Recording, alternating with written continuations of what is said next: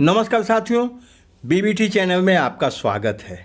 साथियों, आज का वीडियो समाजवादी पार्टी के राष्ट्रीय अध्यक्ष माननीय अखिलेश यादव जी के ताज़े ट्वीट से करना चाहते हैं।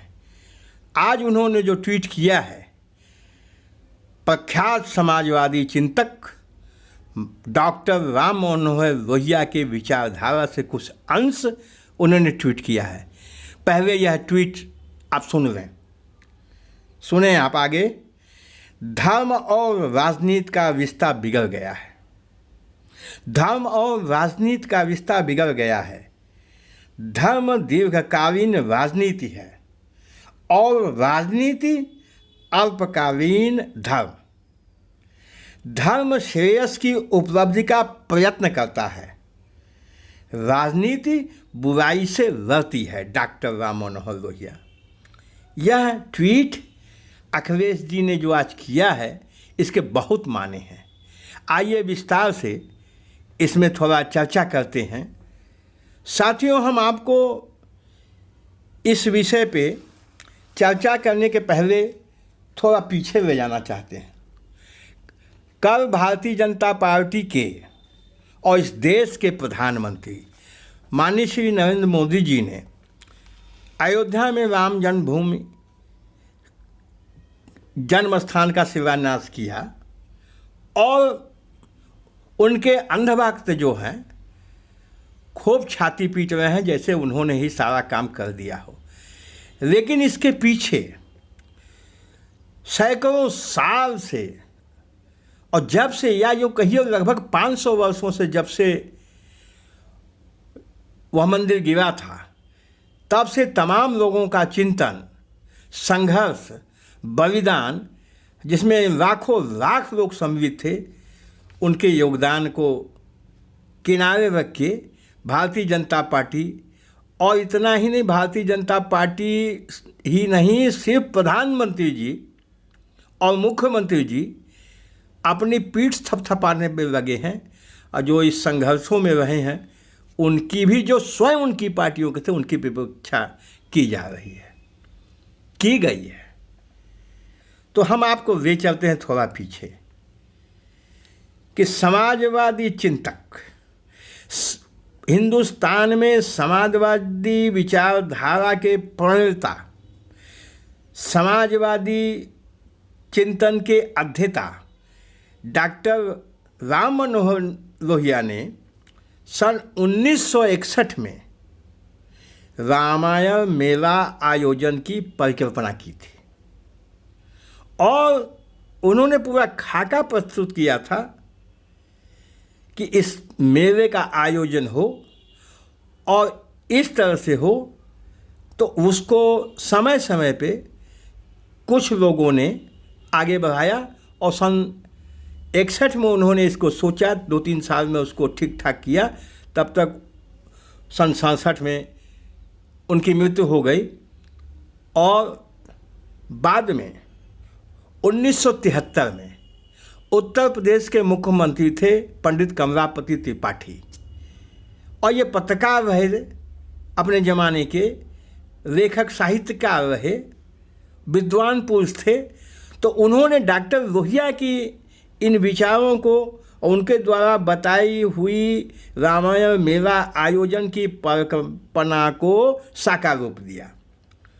और माननीय पंडित कमलापति त्रिपाठी जी ने 1973 में पहली बार रामायण मेले का आयोजन चित्रकूट से स्टार्ट किया और वो चित्रकूट में शुरू हुआ प्रतिवर्ष। उसके बाद 1982 में उत्तर प्रदेश के मुख्यमंत्री आए श्री श्रीपत मिश्र जी, और 1982 में इन्होंने अयोध्या में रामायण मेले का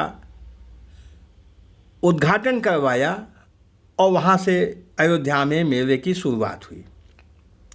डॉक्टर लोहिया चाहते थे कि यदि राम सर्किट, जिसको आज ये कह रहे हैं, श्री भगवान श्री राम की जो सर्किट, चित्रकूट और अयोध्या में अगर ये रामायण मेला लगता है और ख़ासकर अयोध्या में, तो इसका उद्देश्य ये है कि रामायण मेले को केंद्र में रखकर अयोध्या का विकास करना।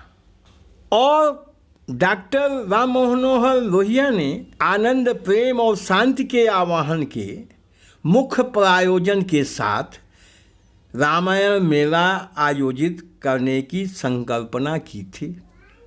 तो उस उद्देश्य की भी पूर्ति हो रही है।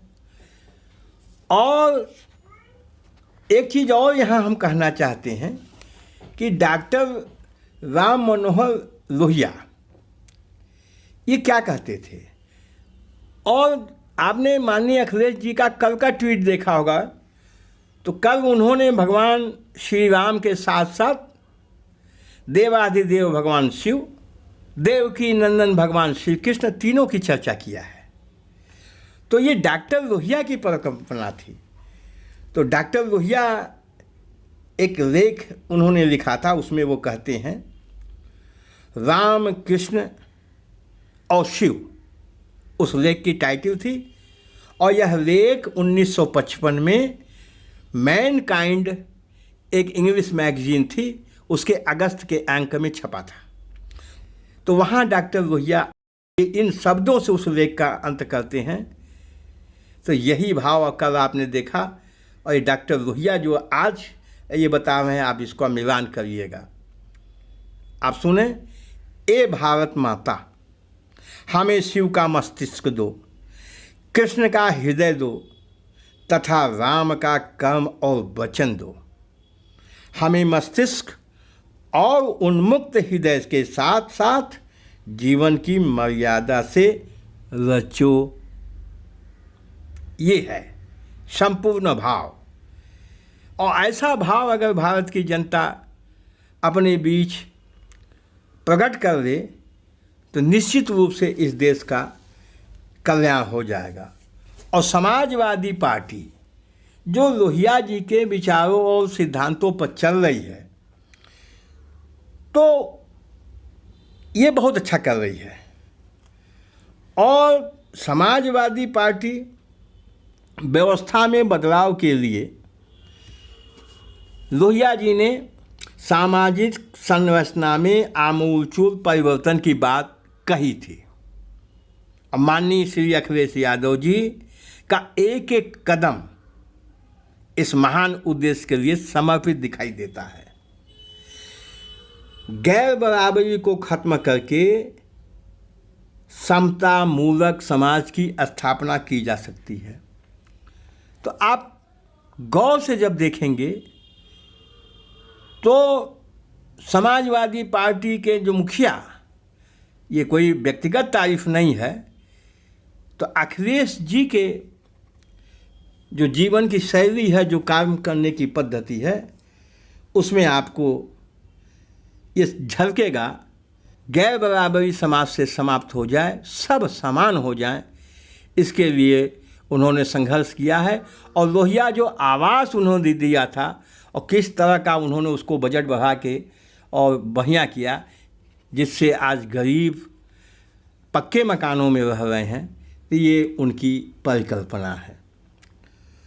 और साथियों, बस आगे हम ये कहना चाहते हैं कि जो देश की स्थिति है, कुछ लोग धर्म के नाम पर और हिंदू धर्म के ठेकेदार बन के हिंदू धर्म को अपने चश्मे से देख रहे हैं और जिस रंग में देख रहे हैं उस रंग में पूरे हिंदू धर्म को रंगना चाहते हैं और हिंदू धर्म पे कब्जा करना चाहते हैं।